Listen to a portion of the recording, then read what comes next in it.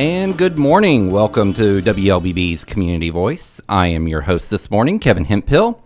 And usually you hear my voice bring you the daily weather forecasts here on our Gradic Communications family of stations. But today I get the honor and privilege to host one of our flagship programs.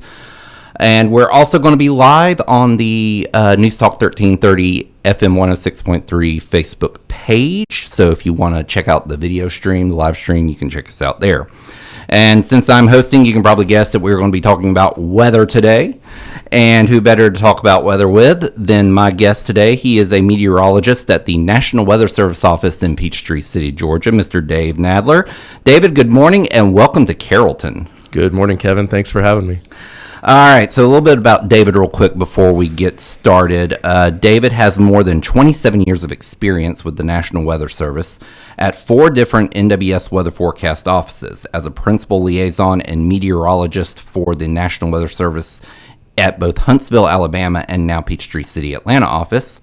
David has worked very closely with local, state, and federal partners, helping them make informed decisions, particularly leading up to and during high-impact weather events, such as the super outbreak of April 27th, 2011, as well as unique, highly visible events such as the College Football Playoff and Super Bowl 53. A graduate of the University of Kansas with a Bachelor's of Science degree in Atmospheric Science, Davis also played 4 years of soccer for the Jayhawks, and as a hobby, David earned his National D coaching license in 2008 and has coached youth soccer at the highest level in multiple states since college. So that's really, really awesome. Thanks. That was fun. You stay pretty busy, it seems like. Yeah, I got my own kids now, so. Oh, yeah. Are you coaching them at all? No, not yet. Okay. They're pretty young, but I just help them out. That's awesome. On the side. Yeah. So let's get started. So tell us a little bit about the National Weather Service and specifically the forecast office in Peachtree City, like the staff, the coverage area, the special services you have there, et cetera. Yeah, Kevin. Well, we're a federal agency. We are under the Department of Commerce and NOAA, which a lot of people have heard is like our parent agency. So we're one of a lot of different smaller agencies under NOAA. So in Peachtree City, we are a local forecast office. We're one of 122 offices across the country, and even outside the mainland U.S. There's offices like in Hawaii. We actually have an office in Guam, Puerto Rico. So, yeah, I mean, we're 24/7 operations. Every office is connected. So, like, I could go to Montana, New York, Washington State, California, sit in any one of those field offices and know exactly, the systems that they use, how to issue products, warnings, forecasts, things like that. So we're sort of broken into like the local field level is like in the trenches with a lot of public safety officials. Obviously, we do forecasts for the public. We're the sole entity in the United States that can by law issue like tornado warnings, winter storm watches, any of those types of products that go to the public come directly from the National Weather Service, and then they're blasted out through a lot of different, many different platforms and mediums. So, so local, there's regional level, and then there's national level headquarters in DC that, does a lot more of the administrative government side of things. So yeah, in a nutshell, that's kind of, who we are, how we operate. Our staff, staffing, generally we, if we're fully staffed, we might have anywhere from 15 to 18 meteorologists, including managers. There's 3 managers on the meteorology side. And it varies from office to office, but we're not very big. We don't have like 100 people in one office or anything like that. But when we have the meteorologists, we have electronic staff. That's very important, in our abilities to do our job. We have one IT person. We have some administrative people as well that help us with everything. So, all told, we have a little over 20, maybe 20 to 23 people in the office. And, like I said, 24/7 operations. We definitely have to flex some things around, depending on the situation. If it's a higher impact weather day or we're approaching that, we're definitely ramp up our staffing versus like a blue sky day or whatever you want to call it, where we could operate with minimal staffing. So it's staffed round the clock. So I'm sure that probably there's that you have people doing different shifts and so I'm sure you've probably done your share of night shifts as well. Yeah. Outside of just special weather events, right? Right. Yeah. Before I became a manager, I worked 10 years as an actual shift worker, forecast like meteorologist. So I started off as like an intern, and then I was a general forecaster, and I became a lead forecaster, which is like a shift supervisor.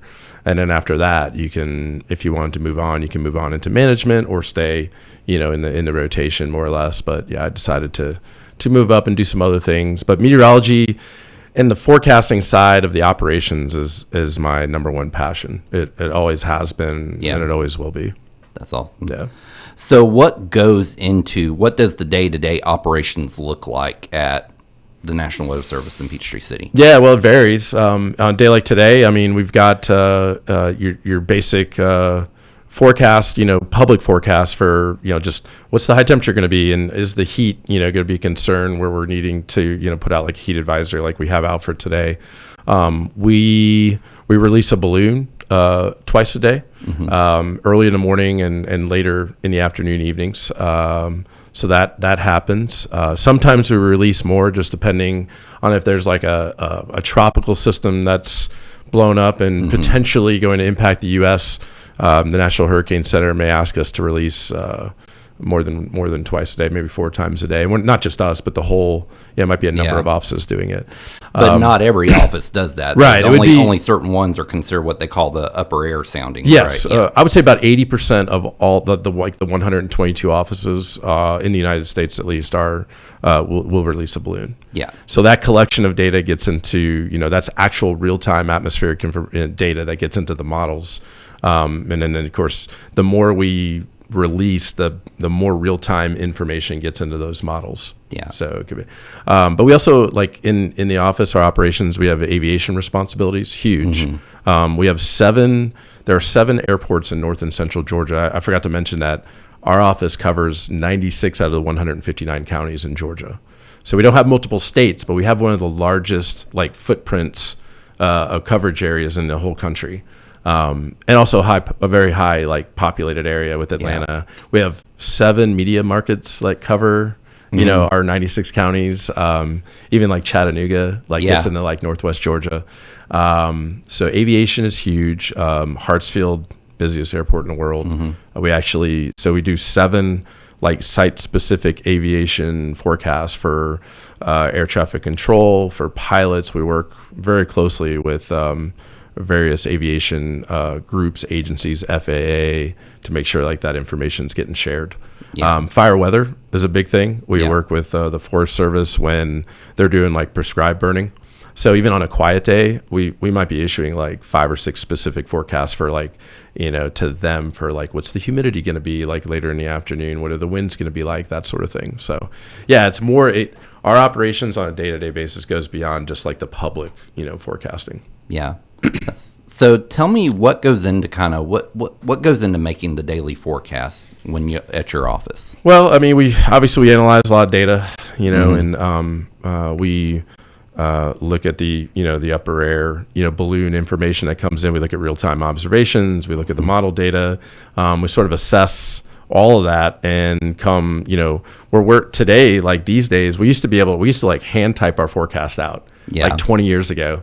Then we had about 15 years ago, there was like this gridded database that we would actually, it's like a picture of like what the temperatures are going to be like, and we could edit and adjust that. And we still do that. But now, the way models have come a long way, and you probably heard of like ensembles, where you're not just looking at one deterministic value or one model, you're looking at a collection of models and you're blending them together to get the best output. That's a lot of that's like a template or like a baseline of how we start our forecast from one day to the next or one shift to the next. So we pull all that data in, we look at it. If there's anything that needs to be changed or tweaked or edited, we do that, and we type discussions up.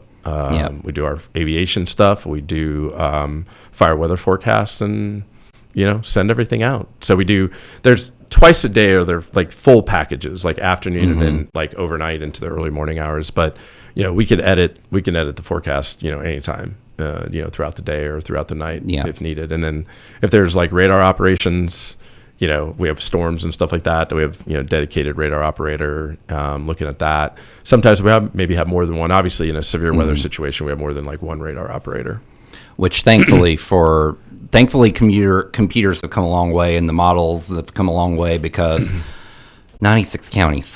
That's a lot to try to do individual forecasts for, trying to do those individually one by one for sure. So that's awesome. We're going to take our first break, but when we come back, we're going to talk a little bit more about some of the specific types of weather that affect our area. We're going to get into hurricane season, which we're in the middle of. So when we get back on the other side of this break, we'll talk more with Mr. David Nadler. He's the meteorologist at the National Weather Service.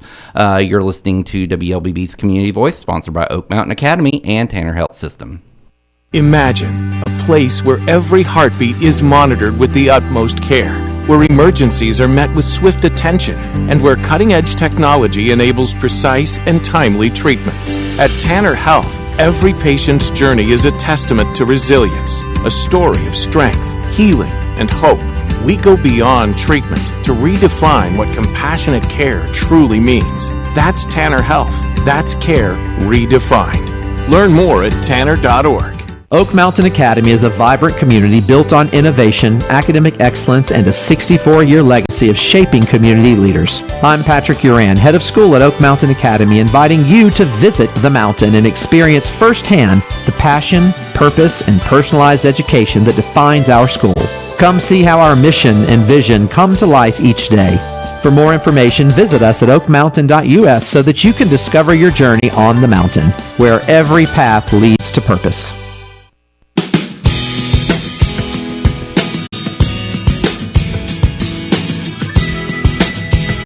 And welcome back to WLBB's Community Voice. We are once again, just to let you know, we are live on the Facebook page, News Talk 1330 Facebook page. So if you have any questions that you'd like to throw out there to our guest today, David Nadler, who's the meteorologist at the National Weather Service office in Peachtree City, Georgia, feel free to type that in the chat, and we'd love to have him answer those questions.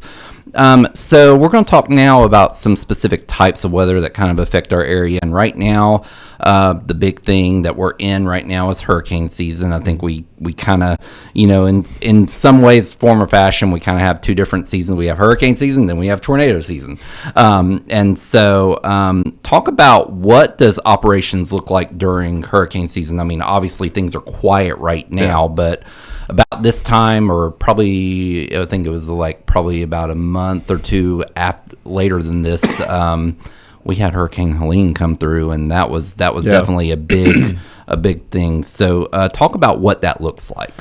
Yeah, Kevin, if there's a tropical system that's going to impact any part of our the state or close to our area, we ramp up operations in the sense of just we do like specialized briefings for our partners. The information that we put out there to the public is not necessarily anything different than one might see from the National Hurricane Center, because they're the ones driving the forecast. And what we do is we take those forecasts and then we just try to put things in context, like messaging and stuff like that. What are the there's the forecast cone, but the impacts could be felt well outside the forecast cone. So we try to address that, if it's going to be a threat to the area. Leading up to it, it can get pretty busy just trying to keep up with that. And if we are going to be directly impacted by a system, the State Operations Center at GEMA, which is the Georgia Emergency Management Agency, we work really closely with them. We may deploy there in Atlanta to just help. They actually have a state meteorologist that we have a really good relationship with, but things can get pretty busy fast, especially if a lot of the state's going to be impacted. There's a lot going on there. So we just kind of help there if needed. They get all their information remotely anyway, but if we have to deploy and be there on site, I know I was there, excuse me, the night before, the night that Helene made landfall down in Florida. I was there and worked from like 6 p.m. to like 7 or 8 in the morning, just to help with the GEMA directors there, and the GEMA director is like a direct line of communication to the governor. Mm-hmm. So there's like that flow of communication from like us, to him, to the governor, is there, and that's important. So, yeah, so just, it changes. It definitely we ramp up our operations and just try to do the best we can to make sure people are prepared. Yeah.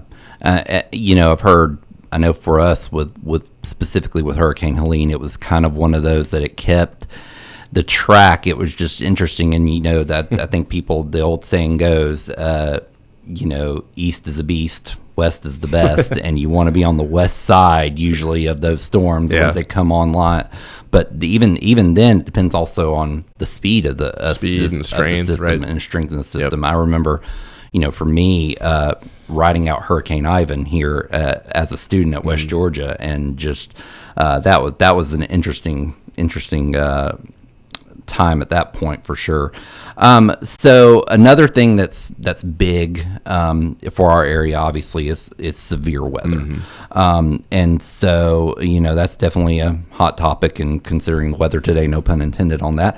But what does operations preparation look like at NWSPTC when you have a situation like that with severe weather, especially a high impact severe weather impact, and what goes into the decision on pulling the trigger on a warning, a tornado warning or a severe thunderstorm warning? Yeah, like operations, similar to like a tropical situation, we just ramp up. There's a lot of, we do, specialized briefings to really address the potential threats and the impacts across our 96 county forecast area, which could be very different. Like, parts of North Georgia could be, different than Central or South Georgia and our southern counties. There's collaboration calls with like the Storm Prediction Center, as the event starts to unfold on watches and things like that. And then for warnings, pulling the trigger on a warning, obviously we're looking at the environment, the radar, and what the storms are doing as they're moving into an environment that might be more favorable for like tornadoes or large hail damaging winds. But all of that, there's a lot of information that we process, and you just kind of, over time, you get used to kind of what you're, looking at. And if you work enough of these events, which we have plenty of them, throughout the year, you gain experience on what storms tend to do, given the environmental, situation.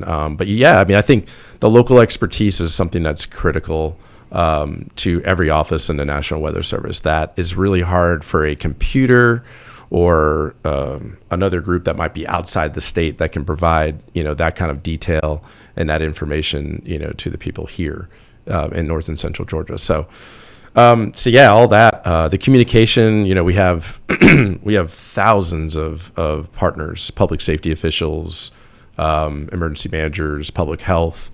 They're all like in this chat room or whatever. It's not really a chat room, but it's like we use Slack, communicate potential, threats or impacts as the event is kind of unfolding. So all of that is happening. And then even after the event, if there's damage from a tornado or even a widespread wind event, we're out there with our, county emergency managers assessing what happened, how strong, if it was a tornado, how strong the tornado, the path length, the width, all of that. And then we document it and we send out information to the public.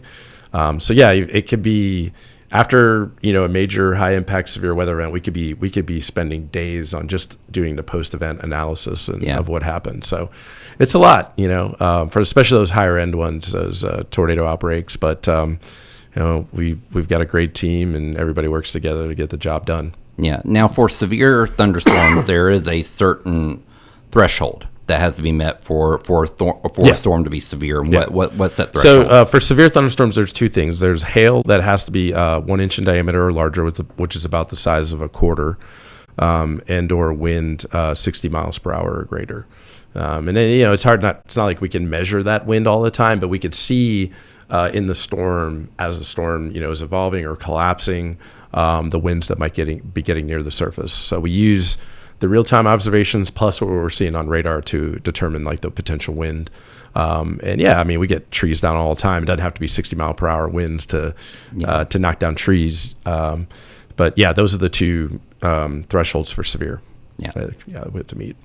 So now flooding, that's been in the news a lot lately, and especially with what's happened, the tragedy out in Texas. So there are a lot of factors that play into what causes flooding, when and where it happens. So talk a little bit about what those factors are. I know obviously Texas, the factors that played there might not be the same factors that play with flooding are in play for flooding here.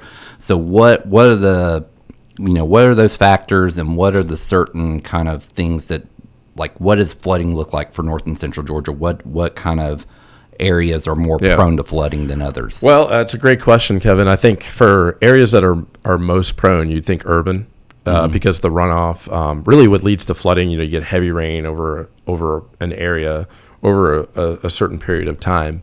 Where's the water going to go? Yeah. So if you're in a rural area where the soil moisture, the soil content can absorb a lot of that water, the flood potential may be lower, or the flood risk may be lower than an area like an urban area like Atlanta, where you have a lot of concrete, asphalt, and so where's the water going?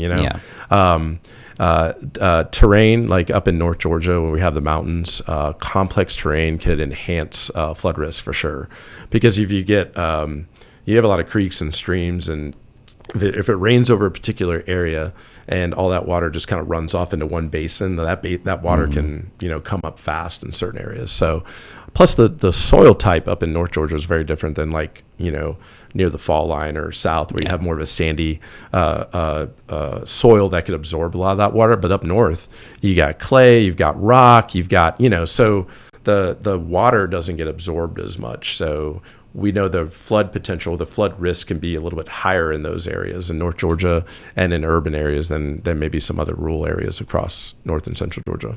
And of course, as far as how deep that soil goes can also play a factor. I think in Texas, they have a lot of limestone. And their soil area is very, very thin. So there's not a lot of place for the water to soak into there either.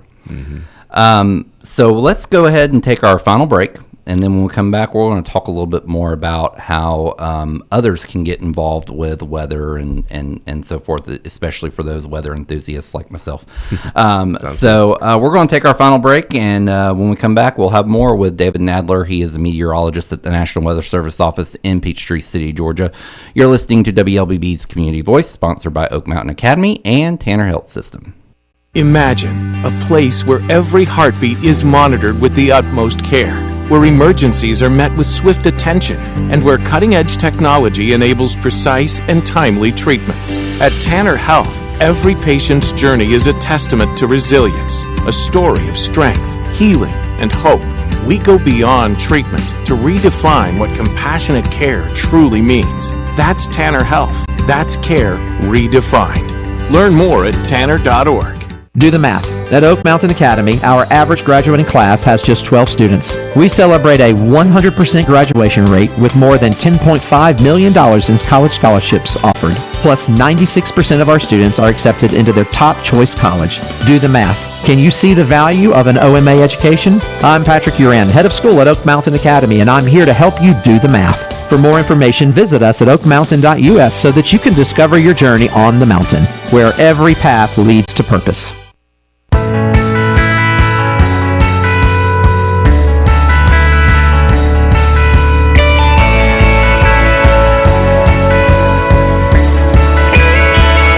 All right, welcome back to WLBB's Community Voice, sponsored by Oak Mountain Academy and Tanner Health System. I'm Kevin Hemphill, and in the studio with me today is David Nadler. He is the meteorologist at the National Weather Service office in Peachtree City, Georgia, and we're having a great time talking about weather and what the National Weather Service does for our area. So what are some ways, so weather enthusiasts like me, who may not necessarily have the meteorology degree. Of course, I'm, like we talked about, I'm working on my weather forecasting certificate. But what are some ways that the general public can get involved with your office, particularly if they are weather enthusiasts?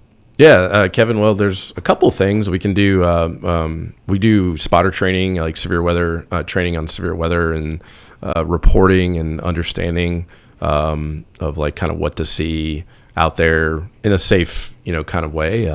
So we do in-person classes and virtual classes, and you can sort of connect with us that way and become part of our spotter database or network, if you will.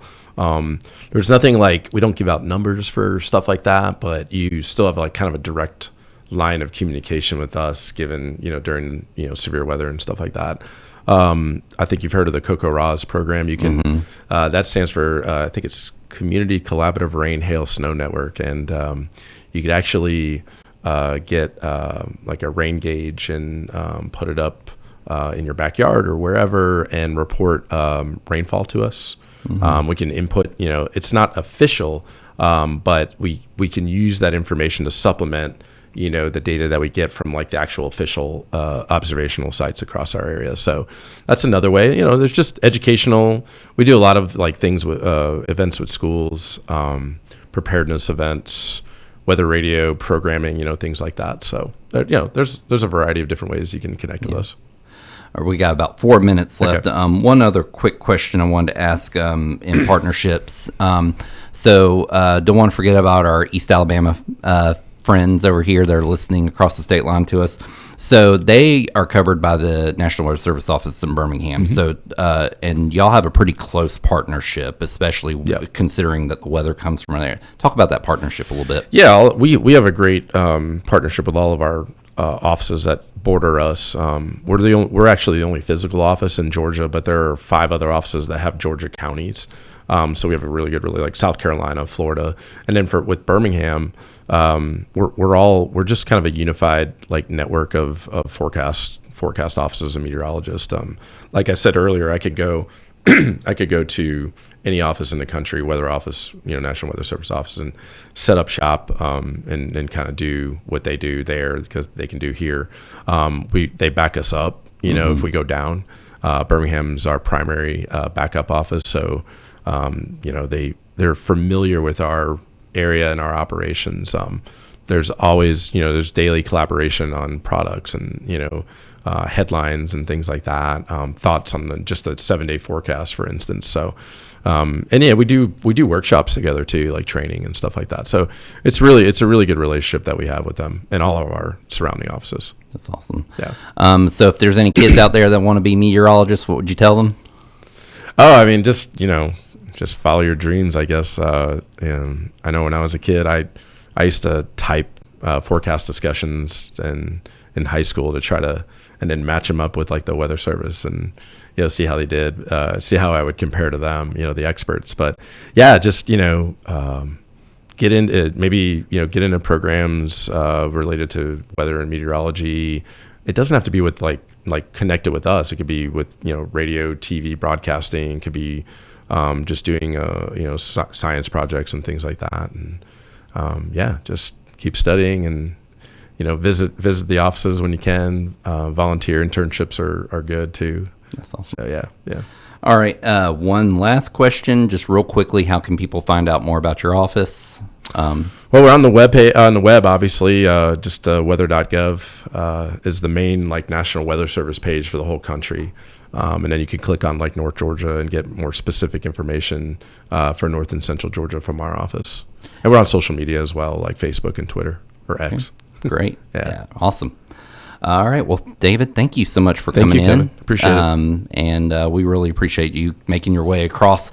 I know you said you came from east of Atlanta, so you made the haul over here, so we certainly appreciate it. My pleasure. Thank you. All right. Well, thank you for everyone for listening. Thank you for everyone tuning in on our Facebook stream, and we hope to see you next time. Thank you again for tuning in to WLBB's Community Voice, sponsored by Tanner Health System and Oak Mountain Academy.